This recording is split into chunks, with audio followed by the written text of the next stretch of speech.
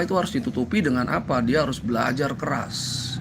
Dia harus mencoba untuk mencari cara agar bisa tetap kuliah dan tidak memberatkan kondisi keuangan orang tuanya, karena mungkin dia masih punya adik yang juga dibiayai. Nah, jadi di sini ada peran serta nih si mahasiswa. Mungkin mahasiswanya si anak tidak memberikan dana ke dana kuliahnya dia, tapi dia efisien, dia hemat bagaimana dana kuliahnya itu tidak dihambur-hamburkan, gitu ya.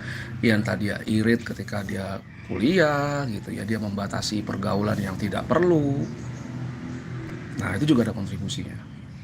Oke, kemudian bagaimana kontribusi mungkin dari kakek neneknya juga bisa. Kalau kakek neneknya masih punya katakanlah harta, itu bisa digunakan untuk membiayai cucunya. That's investment ya. Insya Allah nggak ada yang hilang dengan seperti itu. Dicatat juga sebagai amal baik si kakek dan nenek. Bagaimana om dan tante yang ada? Misalnya kalau om tantenya dia cukup berada ya. Nah, ini om tantenya pun bisa membantu. Kita melihatnya secara keluarga besar. Kalau ada satu yang mampu, ada yang tidak mampu, kita bantu. Bantunya lewat pendidikan itu lebih baik dibanding dikasih uang. Uang bisa habis. Tapi kalau bantu lewat pendidikan, si anak tersebut mendapatkan ilmu, nanti dia bisa bekerja, menghasilkan pendapatan, itu lebih baik. Ya, nanti berharap si anak tersebut membantu anaknya om dan tantenya ketika kuliah, yaitu mungkin saja. Kalau tidak, setidaknya si om dan tantenya sudah membantu ya ponakannya gitu ya. Jadi bukannya kalau yang Islam kita tahu bahwa kita bantu dulu nih keluarga dekat dulu, kakak, adik, orang tua gitu ya, sebelum kita bantu ke orang lain. Nah, jadi jangan pernah merasa hidup sendiri gitu loh. Jadi dari situ aja kita lihat tadi ya, bahwa untuk anak bisa dapat kuliah itu diperlukan dana yang tidak sedikit.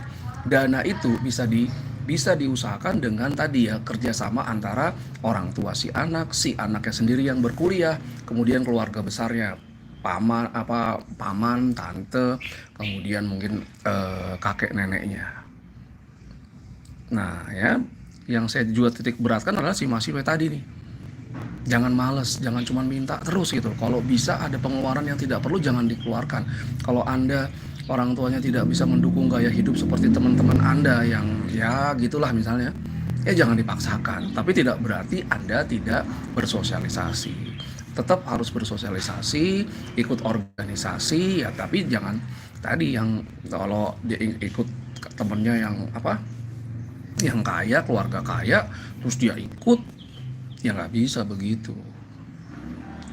Nah ya, jadi sekarang si anak pertama, kalau ingin meringankan beban orang tuanya menyediakan dana kuliah, satu, dia harus kuliah lulus tepat waktu. Katakan untuk sarjana S1 di Indonesia itu memerlukan 4 tahun, harus lulus 4 tahun. Semakin lama lulus, semakin besar biaya tuition atau SPP yang harus dikeluarkan, biaya untuk makan, biaya untuk kosan dan segala macam. Jadi buat target 4 tahun lulus, dan lulus dengan nilai baik dan memahami benar ilmu-ilmu yang dia dapat ketika dia kuliah. Itu membantu dia nanti kalau dia mau kerja, atau membantu dia kalau dia mau buka usaha. Jadi bukan cuma orang tua nih nyediain dana nih, anaknya juga penting. Anaknya penting. Kemudian tadi yang keluarga besar, tante dan omnya lihat nih kalau ada ponakannya ternyata dia rajin, cerdas, tapi ya orang tuanya kurang mampu, ya dibantu.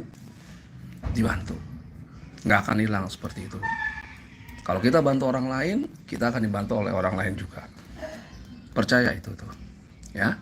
Jadi sekali lagi, salah satu cara untuk meningkatkan taraf hidup atau perekonomian keluarga di Indonesia masih dominan menurut saya lewat jalur pendidikan. Dan itu harus disiapkan dengan baik, terencana, dan melibatkan semua anggota keluarga besar. Oke, terima kasih. Mohon maaf jika ada kekurangan. Assalamualaikum warahmatullahi wabarakatuh.